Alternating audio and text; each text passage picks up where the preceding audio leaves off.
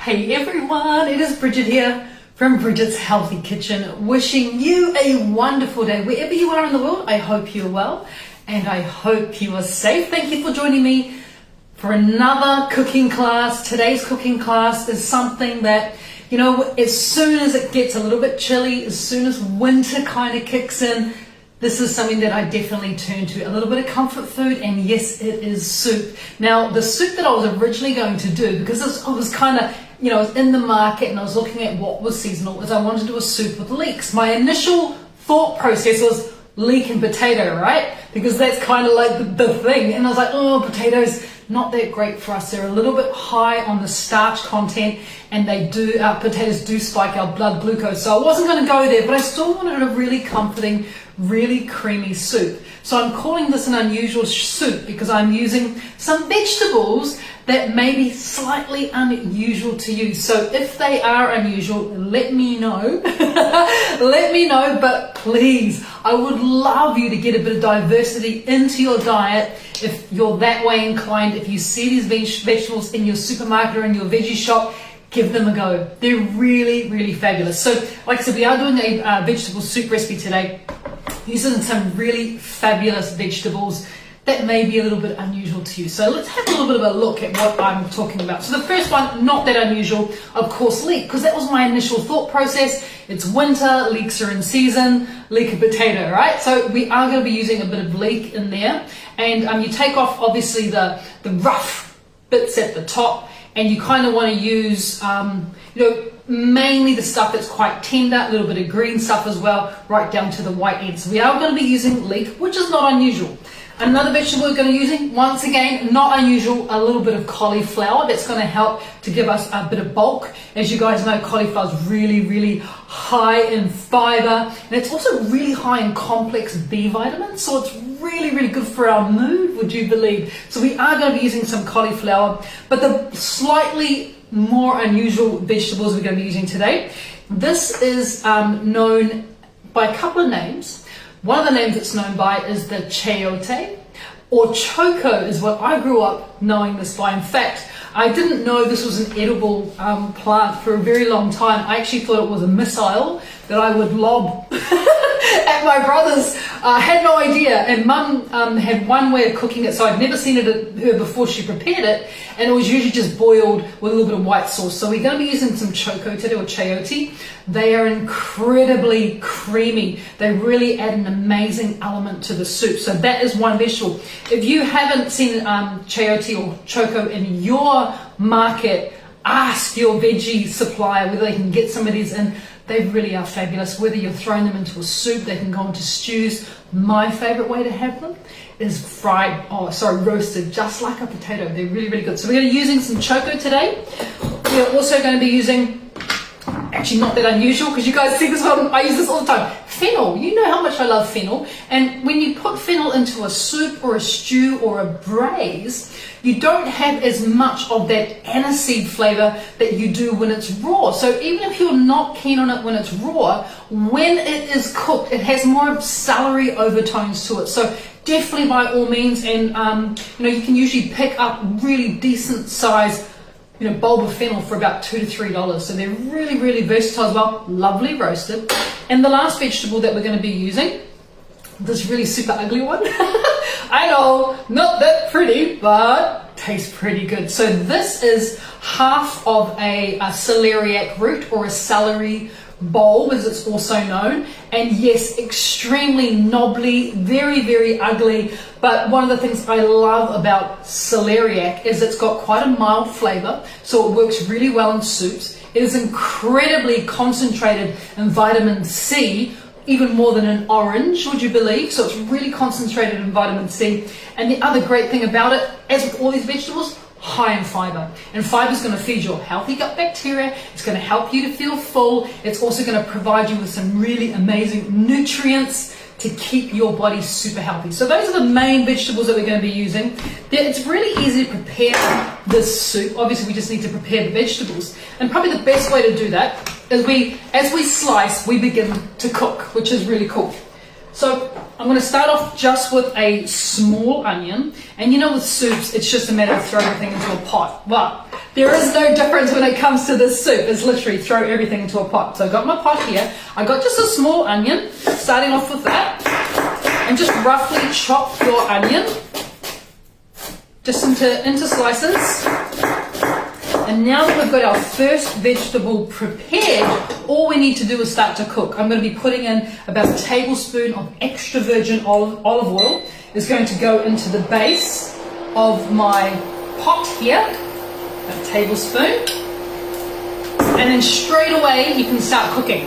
Throw your onions in, and to those onions, I'm doing this all on medium temperature. To those onions, I'm also going to put in just 1 tablespoon of finely chopped garlic is going to go in there as well. And we can start to just get things sizzling away. And as that kind of begins to sweat down and begins to saute and flavors start to be released from the onion and from the garlic, we can think about the next vegetable. And a logical next vegetable to throw in is our leek. So you want to add, this is probably a decent sized leek. I'm not going to add all of it. I'm probably going to add 3/4 of a decent sized leek. And as you guys know, leek has a little bit of onion flavors to it, but a lot more milder than onion. And it's quite a versatile ingredient, and one that, you know, in winter, really cheap to buy. So it's really seasonal. And obviously, you don't want to be buying this out of season because it gets really expensive. So this is a nice time to start to incorporate leek into your diet. And leek is incredibly nutrient dense as well. And one of the things about vegetables that I absolutely love is that they're extremely low in calories. So if you want to talk about bang for your buck, if your goal is weight loss or weight management, you cannot go wrong when it comes to the vegetables that we're using today, because they're all really low in calories, yet high in nutrients and high in fiber. You know, vegetables, we're going for the fennel next, and I'm using about half of a large bowl of fennel. When it comes to vegetables have, you guys already know this, lots and lots of nutrients, right? And certain vegetables have certain nutrients in high amounts or concentrated form, but all vegetables have what is known as phytonutrients. So that's basically nutrients from plants. Phyto means plant. So every time you are adding a vegetable into your diet, you're giving yourself a very concentrated type of nutrient base. You know, for example, you know, our celeriac is vitamin C, vitamin K, really high in fiber, which is fantastic. You know, and our choco is really high in magnesium and folate, would you believe? So once again, you get these little nutrient bombs, these phytonutrient bombs. You cannot go wrong. And pretty much every single vegetable, like these non-starchy vegetables that we're using today, have lots of fiber. And I cannot bang on enough about how important fiber is.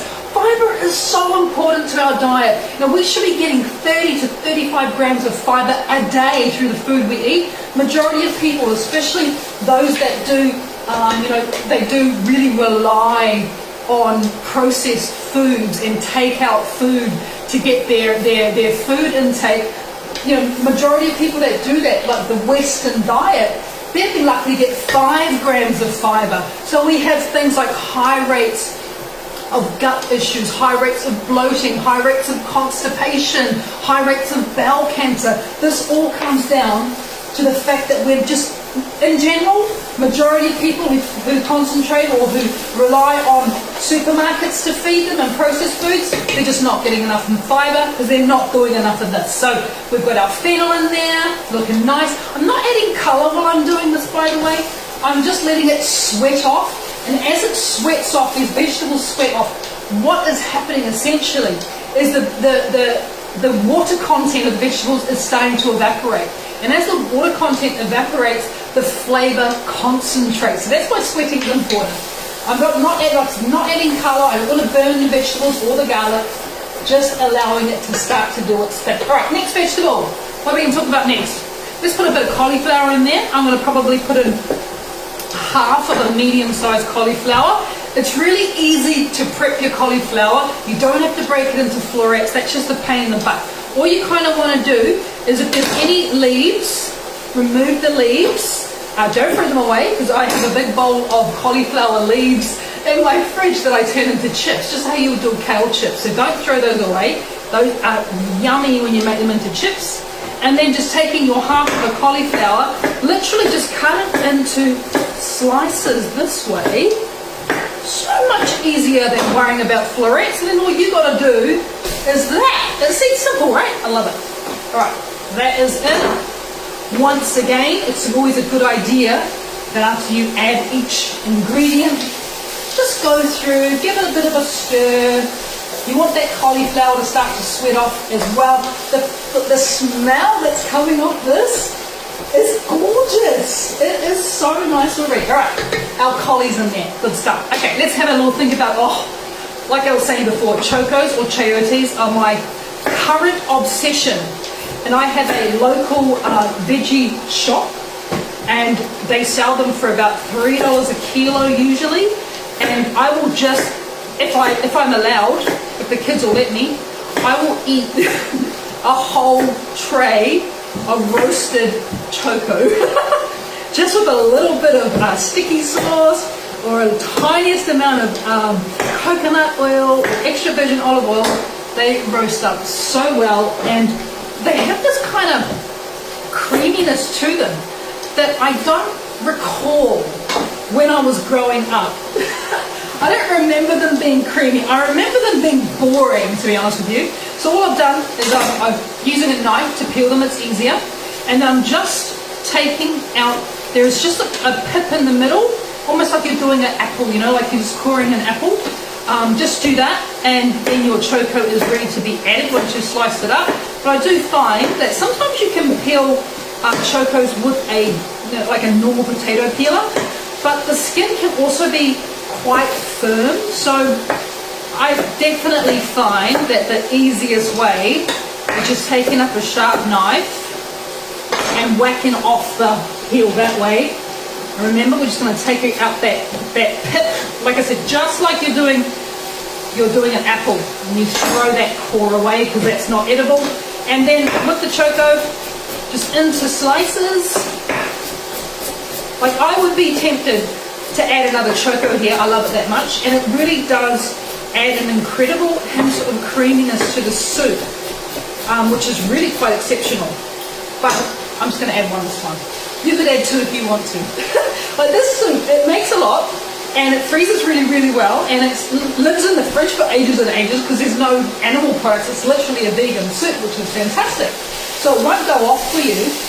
So you can make a really decent amount and then store it. It stores really, really well. All right, our choco's in. The last one we're going to be thinking about is that wonderful celeriac root or celery root. Another vegetable that I have recently come to adore, and I just think it is marvelous when it comes to soups and stews and braises, but it's also wonderful roasted. So you can treat it very much like you would treat potato and choco and fennel and cauliflower. All these vegetables you can roast really well. They roast really, really good. Don't be afraid to just do a big tray. Forget the potato, forget the sweet potato. Those are all too starchy. They're going to raise your blood glucose. They're going to cause your insulin levels to spike. Choose vegetables like this and roast them like you would normally do a roast potatoes, and you will have so much flavor. So much flavor is involved when it comes to, thinking a little bit outside the square and trying different vegetables. All right, so we put our celeriac root in there. Remember, high in vitamin C. So incredibly good for it. High in fiber. All the wonderful things in life. So that's all our vegetables in it. And it's starting to, to begin to saute off really, really nicely. I am going to add in some salt now, but a mineral salt. So I'm going to start off with a teaspoon of mineral salt. It's going to go in there first. And the other slightly unusual ingredient that I'm going to be putting into this today, and this is because it just goes so well with it. Now I use a vegan style fish sauce, which may sound really weird to be putting fish sauce into a soup like this, but the ingredients that we have in there really do, fish sauce complements it. But I'm using a vegan one. I'm in love with this vegan fish sauce from a company called New Life. I love all their sauces. And this one, no exception, it's actually made from coconut. So once again, we're going vegan. You want to add in about a tablespoon of fish sauce. Trust me on this. I know it sounds a bit weird, but it is really, really good. And then give it a bit of a stir. And then all that's left for you to do now is to grab up your kombu water or your kombu stock. You're going to need probably about 1 litre for that amount of vegetables, but it all depends because this is when your visuals come into play. So what you want to do is you want to add in the kombu, and you want to add enough kombu until it almost covers the top of the vegetables. Not quite, almost. So I'm going to add a little bit more. This is a litre jug, so 2.2 pints. And there you go. That is the perfect amount of vegetables. So once you're at this point in time, like they don't have to be completely covered with the kombu. And the reason why is the vegetables will begin to release more of their moisture and that liquid level will come up. So once you're at this point, you want to turn it on to medium to high, bring the soup to a boil and allow it to then, simmer quite rapidly for around about 15 to 20 minutes. And that's all going to be determined on how large you sliced your vegetables. Because what you're looking for is the vegetables to be really, really, really soft. That's the idea here. So the time it's going to take for those vegetables to become really, really soft. Remember, the softer the vegetables, the smoother the soup. The time it takes that to happen will be dependent on just how large you sliced your vegetables to begin with. So that's all going to do its thing. Here's one I prepared earlier. I'll turn it on. Oh, let me show you. Right, just so you guys can see. I wish I had glass pots.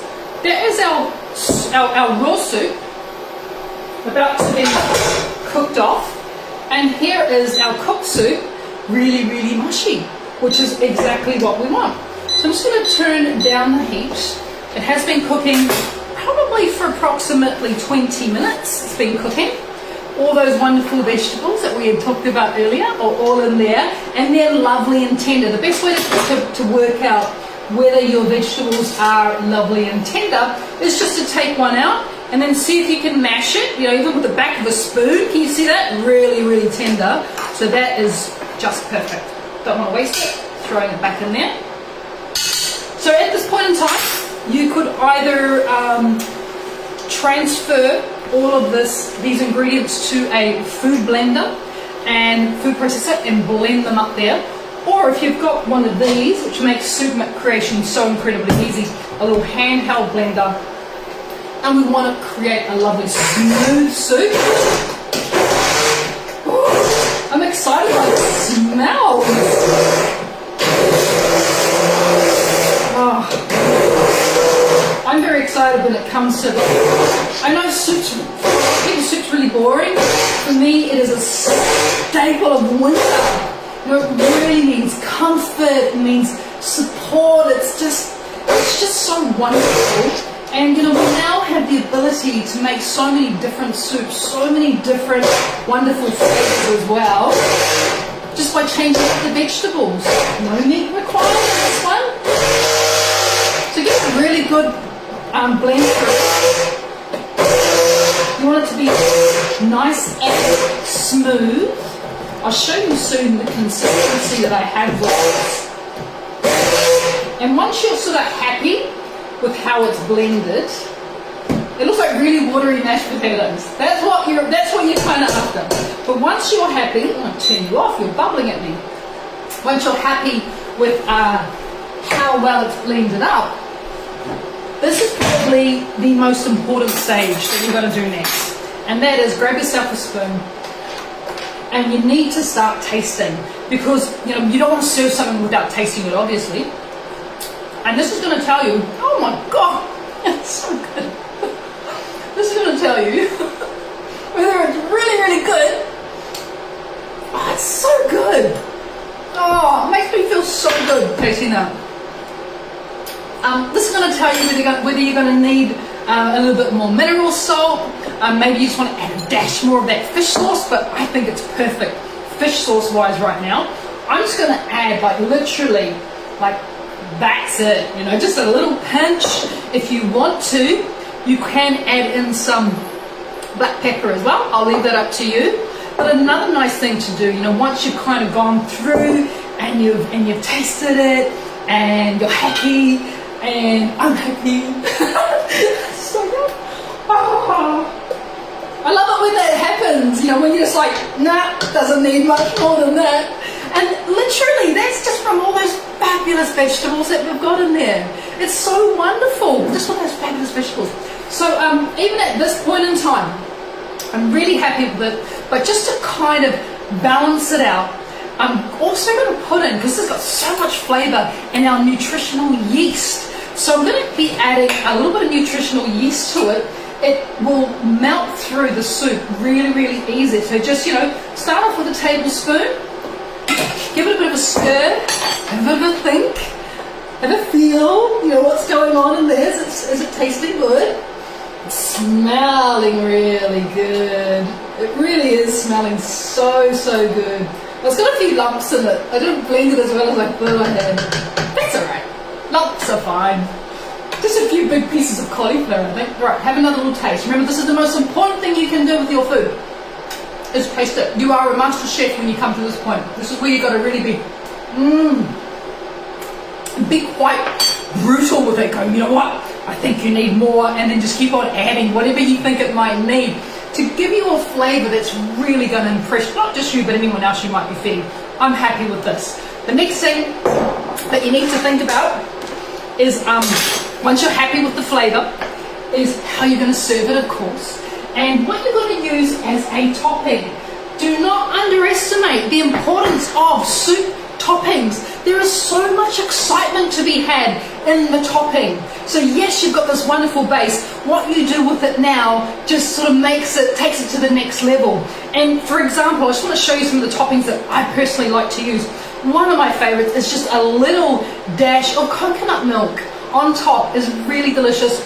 All the flavors of this soup work really well with coconut milk. So that's one thing that you could definitely think of doing.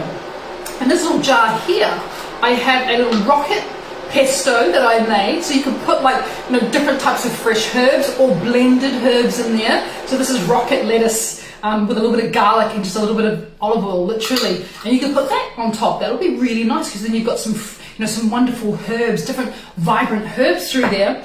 And this I made this morning, and I'm going to give you guys the recipe for this with the soup, because it really does work well. I've made my own little homemade dukkha. Now, dukkha is a wonderful blend of nuts and seeds and spices, and it really is up to you what nuts and seeds and spices you used. I used pumpkin seeds and hemp seeds, and there's some hazelnuts through there, fennel and cumin seeds, sesame seeds, and I also put in some paprika. So this is like a dukkha. You know, normally with dukkha, you can use it on salads, you can obviously use it to top soups, and how it's traditionally used is they dip bread into it to give the bread like a little bit of olive oil and a little bit of bread, and it's just wonderful, and it smells so fabulous. So you could do something like your own special blend of dukkha.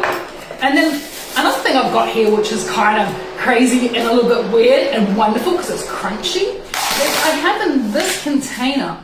Now in there, these are literally quinoa seeds, so raw quinoa seeds that you toast in the frying pan. I did it in a big frying pan for about a minute, and you get this wonderful nutty quinoa seeds that are lovely to crunch. They do work really well on salads and all sorts of things like that. And they can also be used as a topping. But as I was saying, it is completely up to you, but just make sure that you do because it's wonderful. All right, put you guys there. And the last thing I want to show you guys, pretty obvious, but once again, pretty fabulous. I have my 3-minute sandwich bread in here. So this is made with LSA, which is linseeds, sunflower and almond seeds, and then you basically mix it together with a bit of baking powder and some coconut yogurt and an egg, and you microwave it for 2.5 minutes, and you have bread made in 3 minutes. So you could totally do something, you know, with a bit of bread if you wanted to.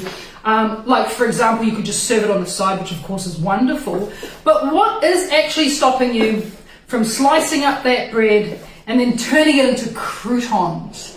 Wouldn't that be wonderful? So rather than just having it to dip it into, which is still very fabulous, why not cut it into small little pieces, just like that, and then fry it up in a little pan, little dry pan. You just spray maybe a little bit of coconut oil on it just to give it a little bit of ability to colour, and then you can make your own homemade croutons. What's better than that? I know, there's just so many things. So don't underestimate the power and the beauty of toppings. They really do kind of put their mark on this soup. But let me just very quickly before I go, let's plate up.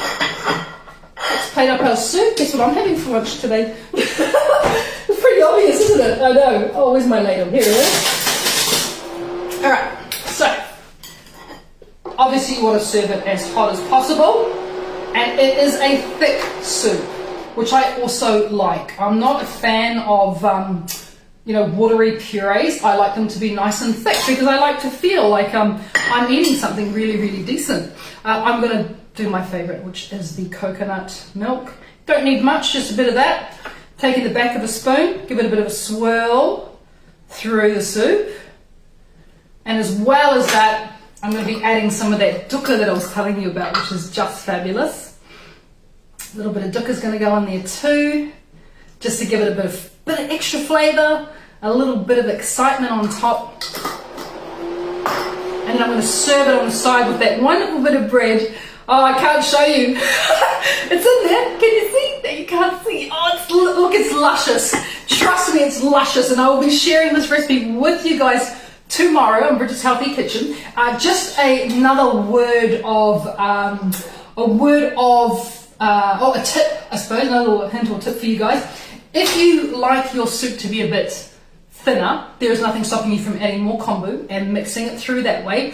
Or you could actually add quite a bit of coconut milk and blend it through for a super rich and super creamy version of this soup. So thank you for joining me today. I hope you've enjoyed my unusual soup, my unusual ingredients, and my unusual toppings.